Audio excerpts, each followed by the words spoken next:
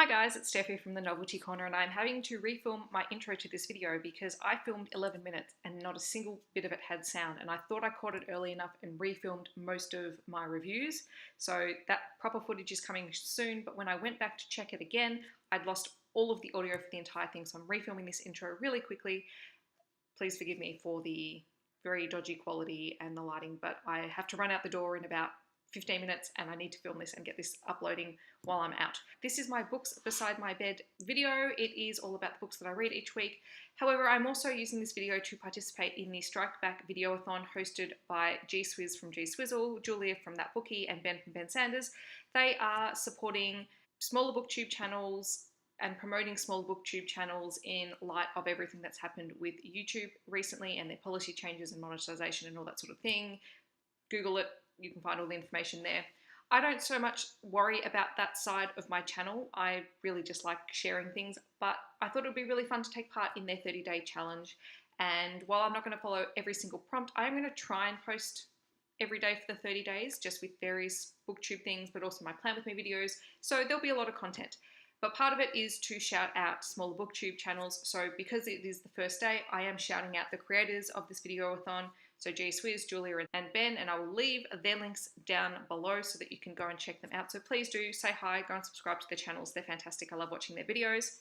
And I'm going to get straight into my reviews. So this is my reading wrap up for the week of January the 14th to the 20th. I read 4 books. I read a total of 1,305 pages, and my yearly reading total is up to 18 books. Now in to the proper video. The first book that I read this week was The Subtle Art of Not Giving a Fuck, A Counterintuitive Approach to Living a Good Life by Mark Manson.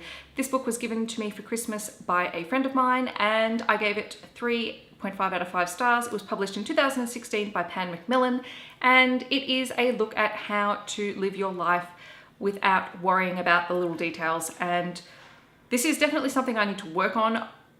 However, I am aware of everything, all the concepts that this book was talking about. So it's not something that was new to me. It was not something that I found particularly revelatory. Is that even a word? I don't know. But it was just a good way to have some of those ideas that I know, like instinctively, I know in my head that I need to stop overreacting to certain things in my life. But this was just a nice way of summing up and going, okay, no, you know that.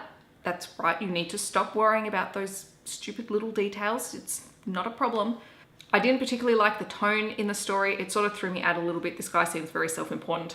I don't know who he is, but he, seems self-important. Lots of stories and anecdotes about his life, but they serve to illustrate points. So, take that as you will. There are definitely some people who need this in their life and will find it very, very helpful. I just found it mildly helpful. Then I read As I Descended by Robin Tully. This was published in 2016 by Mirror Inc. and I gave it 3.5 out of 5 stars as well. It is, I believe, a Macbeth retelling. I don't do Shakespeare, so don't quote me on that. Yes, I know I'm uncultured. Don't mind me, just move along. But it is the story of Maria and Lily, who both attend a very prestigious boarding school.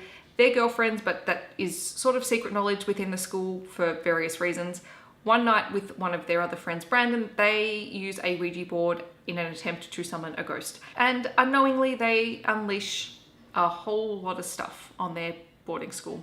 It was interesting to see how people's experiences, how their relationships with the people around them and their families, even though we don't really see their families, how they all sort of come together to shape a person, and how some people will do anything that they can to get what they want. And yes, this is very much a sort of paranormal horror story, so beware of that going into it. I didn't realize that going into it is a little bit creepy, but I did enjoy it. Then I read Goodwood by Holly Throsby. This was published in 2016 by Allen and Unwin, and it's sort of a mystery fiction book set in a small town in New South Wales.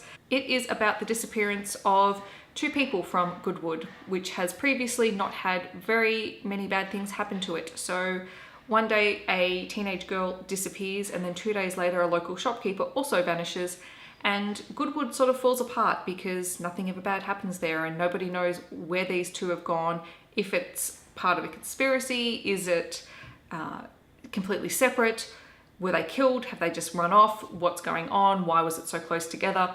And the whole story is told from the perspective of 17-year-old Jean. So we also have that perspective of this teenage girl who hears only what she's told and, you know, experiences life as a teenager would. This book felt very claustrophobic. It's a very small town. Everyone knows everyone's business. Everyone's talking about what's going on because it deeply affects them.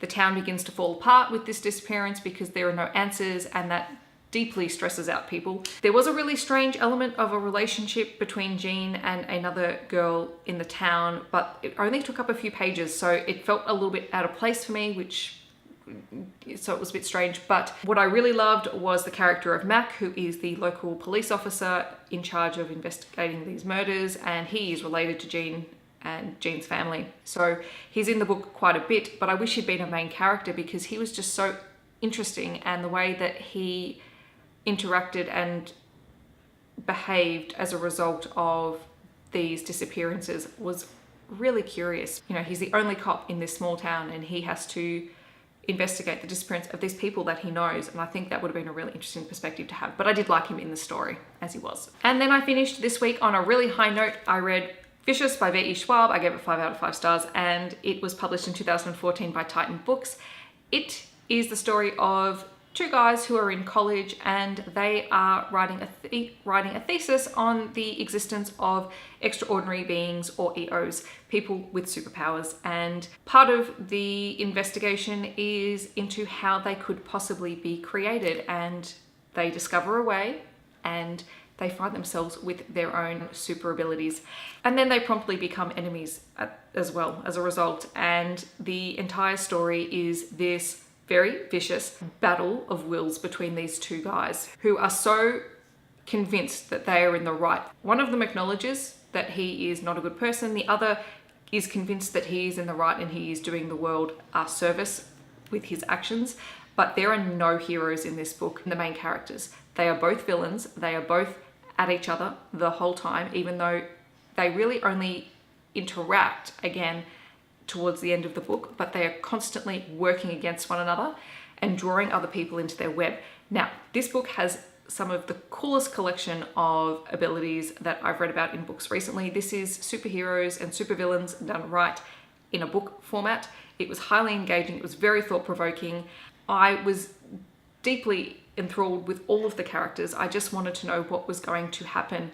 And when things happened to certain characters and I'd started getting really stressed out, you know, that stressed out feeling that you get when you think something bad has happened to your favorites, and then you find out that it's okay, you're fine. Yeah, I had that a lot. So it was quite stressful, but it also made me want to keep reading it a lot. So I really, really enjoyed this book. I think it could almost be my favorite V.E. Schwab book, which I know is saying a lot because I love A Dark Shade of Magic and I love the Monsters of Verity series. I just loved the speculative fiction nature of this, and that's what I really like about her work in general, is that she picks such different topics in all of her different books. This one I just thought was so thought-provoking for me. So these are the books that I read this week. Very pleased with my reading week. It was a bit of a struggle, but you know, I got there in the end. In the comments down below, let me know what you have been reading this week. Also, let me know if you are a smaller booktuber. Link your channel down below so I can come and check you out. I would love to.